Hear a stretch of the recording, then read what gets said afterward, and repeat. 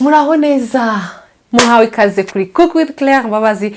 Uyu munsi tugiye gukora cake ingana gutya nini cyane. Ni cake anniversaire y'umubyeyi, mwita umubyeyi wanjye kuko ni inshuti yanjye magara. Tugiye gukora rero cake nini. Turakoresha amagi 6, amata, turakoresha na chapamandazi cyangwa se baking powder.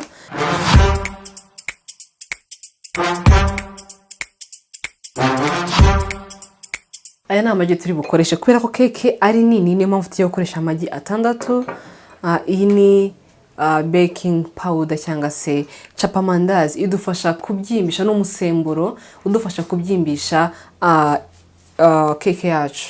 Iyi ni farini isanzwe, byaterwa n'ifarini ushaka, wa amafarini atandukanye. Iyi ni farini isanzwe n'amata y'inshyushyu. So turaza kuza gukoresha haka mu kuvanga. Utagafite nta kibazo, ushobora gukoresha umutozo usanzwe. Ni buri hafi ushobora gukoresha umutozo nk'uyu usanzwe, ariko bigufata umwanya munini n'imbaraga. Ariko uyu munsi noroshye ubuzima kugira ngo nkoreshe icyuma. Iyi ni inshyushyu, so nta kindi kiri buhari. Turaza kuza kugaruka tujya mu bintu byo kuvanga cyangwa se gukoresha icing, nabyo turayidekora, turayikora kugeza irangiye. Ntabwo ngiye gupima, ndafata 1/2 cy'iyi farini yacu, 1/2.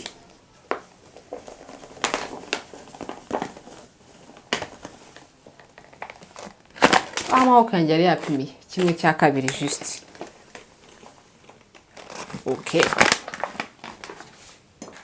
Ubwo niba ari ibiro 2, ubwo ni ikiro cy'ifarini.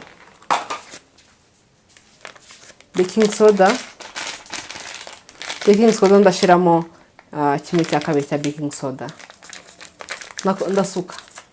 Kubushize twakoze cake na Diego, umuhungu wanjye ya anniversaire. Mwibuka ko twagiye dupima, twakoresheje dukeya. Rero ushaka kureba waza kuza kureba muri comment, harimo link kugira ngo nabwo ko umwana w'imyaka 12 gusa yikoreye cake ya anniversaire. Rero mu rugo niba ubona ufite amagi n'ifarini, hagere bwira umwana wawe mikorere cake. Ni ibintu biba byoroshye cyane, nta kintu bisaba. Ikindi dukora cake tudafite amafuru, ntibisaba ibyuma by'abazungu, ntibigusaba ibintu birebire cyane kugira ngo ukore cake. Ushobora kuyikora kumbabura.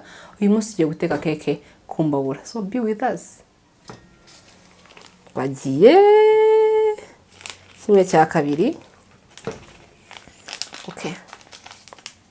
Maybe ndi kugereranya kuri uyu munsi. Turavanga ibyumye ndetse n'ibibisi ku ruhande, so tuyivange neza kugira ngo ifarini yacu ihure neza na baking soda. Kuvanga n'ibyamazi, y'amagi 5,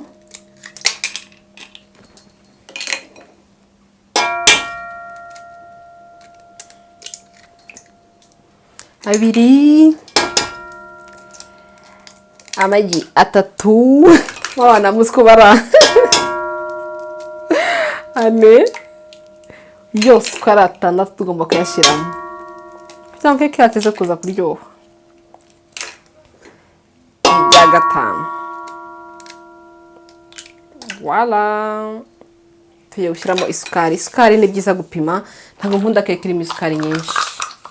Iyi ni cup, izi ni measurement. 1 cup, 1/2 cya cup, 1/3, no kugeza ku biyiko. Rero ni byiza rimwe na rimwe gukoresha ibi ubaze. Rero ku isukari ndapima ko nta mpamvu z'isukari ntabwo ari nziza, ugomba kuyigendaho gakeya. Turashiramo cup 2, 1 cup 2, cup 2 n'igice.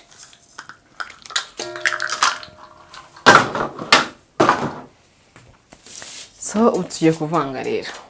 Tugiye kuvanga isukari n'amagi kugeza igihe bibaye ikintu kimwe. Tugenda twongeramo amata, tunongeramo n'ifarini, ariko tuhereye ku magi n'isukari.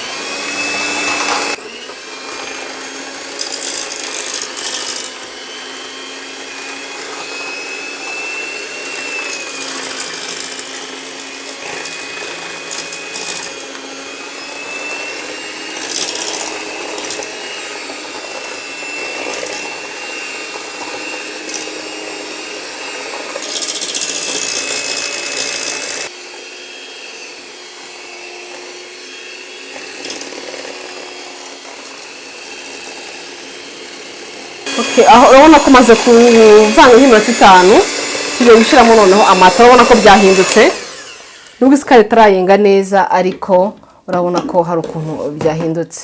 Tugiye gushyiramo amata. Amata nabyereka turapima. Amata nayo turapima. Dushyiremo kapu 2. Tuyo dushizemo 2 turagenda twongeramo gahoro gahoro ko turaza kuza kubona bikenewe. Maze gushyiramo kapu 2.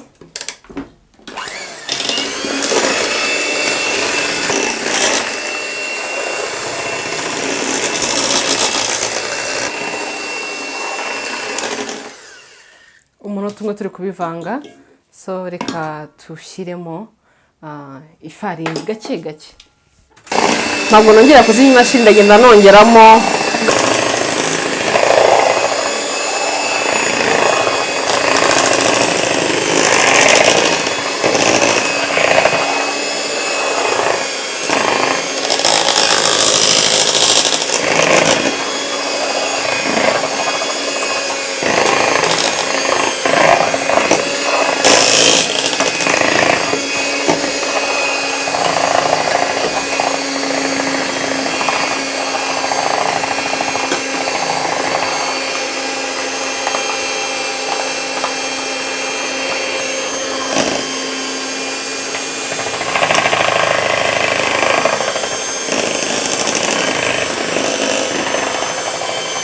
ubwifashe. Iyi ni akapu ya 3 ngenda nongeramo amata gahoro gahoro.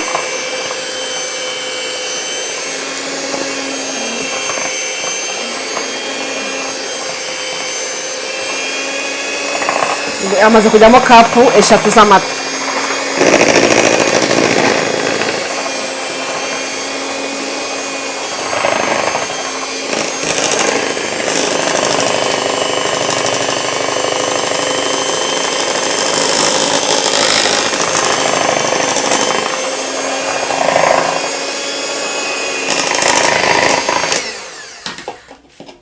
Ifarini yose yashiriyemo ko twayiteguye. Amata yari litiro y'amata, dore amata dusaguye make cyane, ni hafi ya ntayo. It's just like akantu gato cyane. Tugiye gushyiramo amavuta y'ubuto usanzwe turakoreshamo kapu. Nabwo nkunda gupima yari amavuta. Kapu ya 2 yuzuye. So tuvange tugenda nawe twongeramo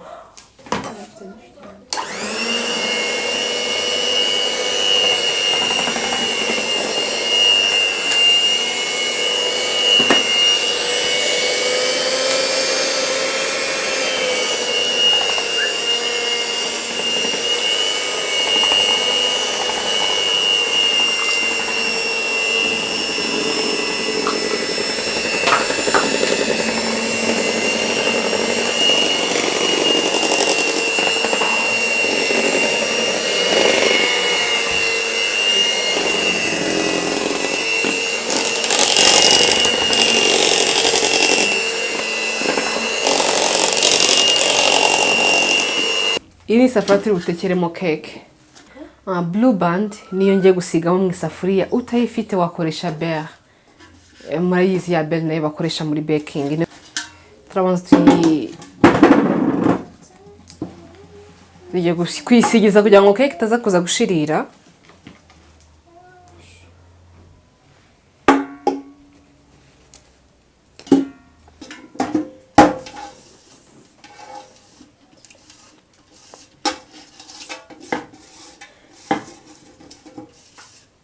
Iki nicyo kintu kinini mfite kugira ngo ndebe ko byaza kuza gukunda. Ubuze tumole tuba duhari, nari mfite twari duto cyane ko gukoresha keke.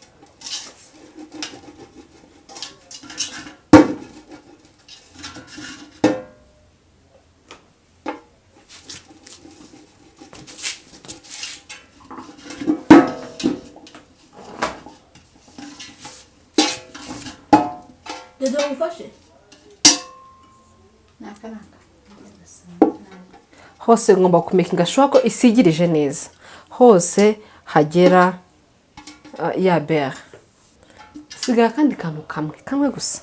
kongeramo agafarini gakeya, ifarini ijya ahantu hose.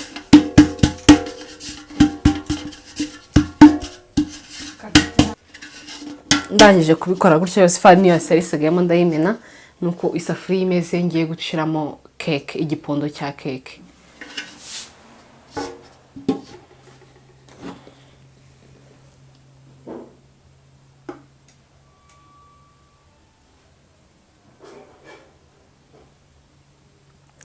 Dusukemo yose. Kano kantu niko kantu kari bumfashe kuyimaramo yose neza.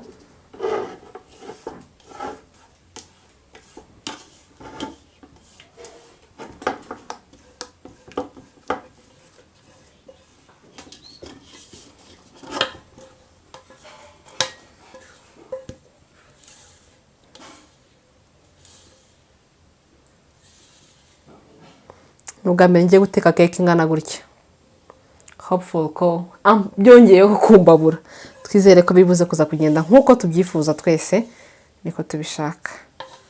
Mfite amatsiko yo kuza kureba uko biri buze kuyirangira, ariko icyizere ndagifite.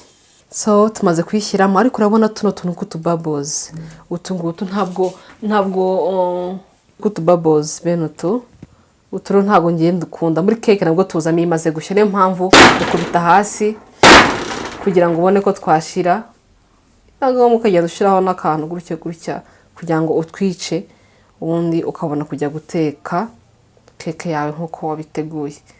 Kubita hasi nk'akangahe kugira ngo izo bubbles zigabanuke.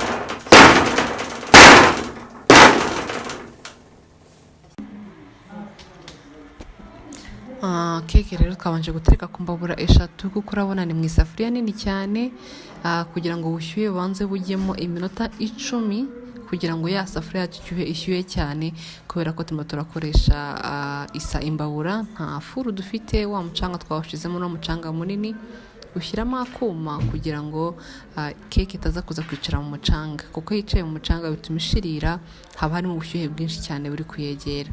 Twarangiza tugapfundikira iminota byibuze 30, then twanyuma tugashyiraho amakara hejuru ahangana inyuma y'iminota 30, mu gihe keke yacu yari imaze gutangira gushya. Kandi noneho ikindi nuko isafuriya ni nini na keke ni nini, niyo mpamvu ifashe iminota myinshi. Ubusanzwe keke ihira isaha imwe cyangwa iminota 50.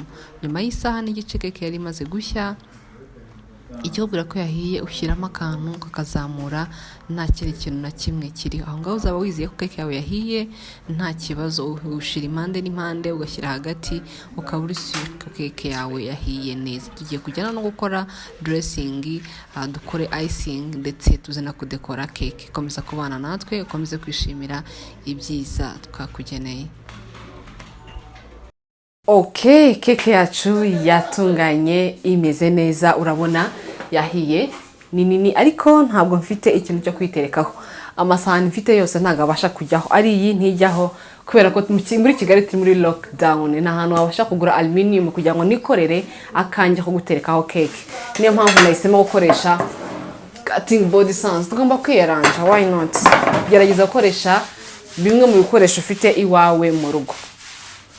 So this is my cake. Isahani yabaye ntoya, shire ku ruhande.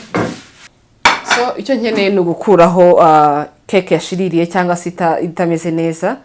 Ndakata ndinganije, iyo hejuru nyikureho. Okay, no munsi ngomba kureba niba naho hari itameze neza, nayo nyikureho. Niba yashiririye cyane kuko arabizi ko nakoresheje imbabura. So icyo cyo hasi nacyo ndagikuraho, ko nta muntu ukeneye kurya keke ishiririye, no, nta n'umwe. So turakuraho igice cyose cyo hasi.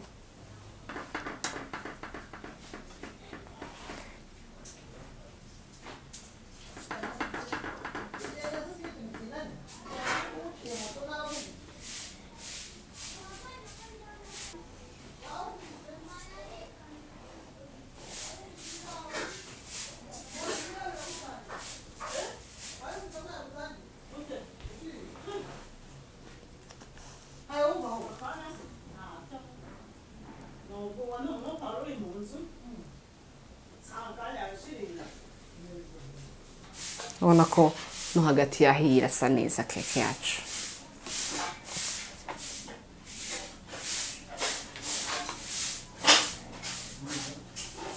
Uko kimeze gutya no tugiye gukora icing. Tumaze kuyikata turabona iratunganyije hose imeze neza nta kibazo ifite.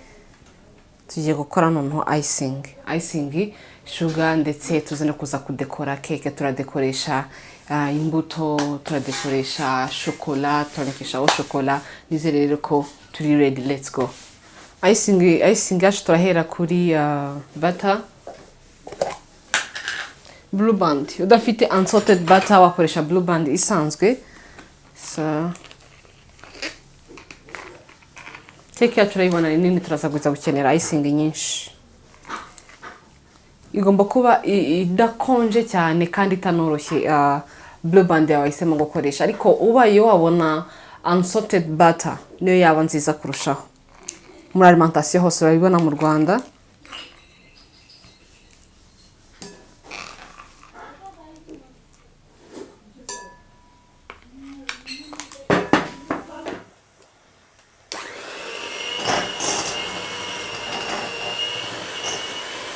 Turavanga kugeza igihe iraza kuza kuba umweru.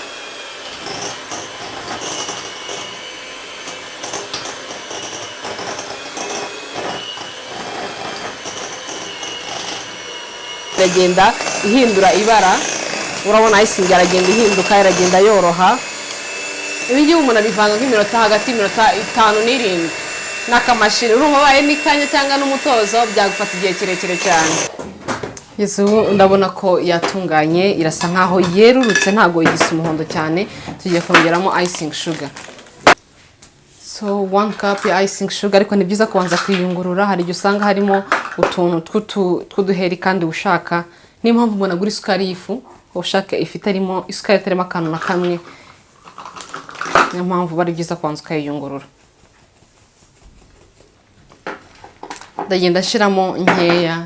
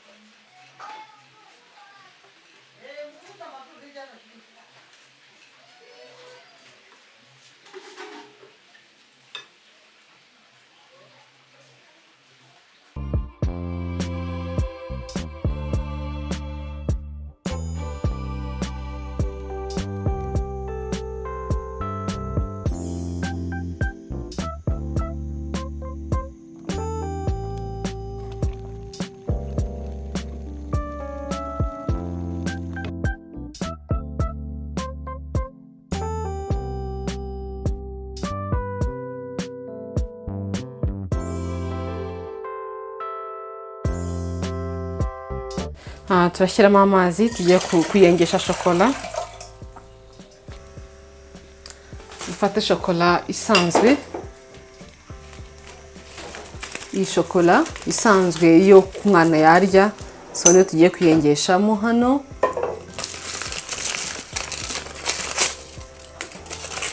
Nishyiremo tuyireke iyenge, nta kindi kintu dukoresheje.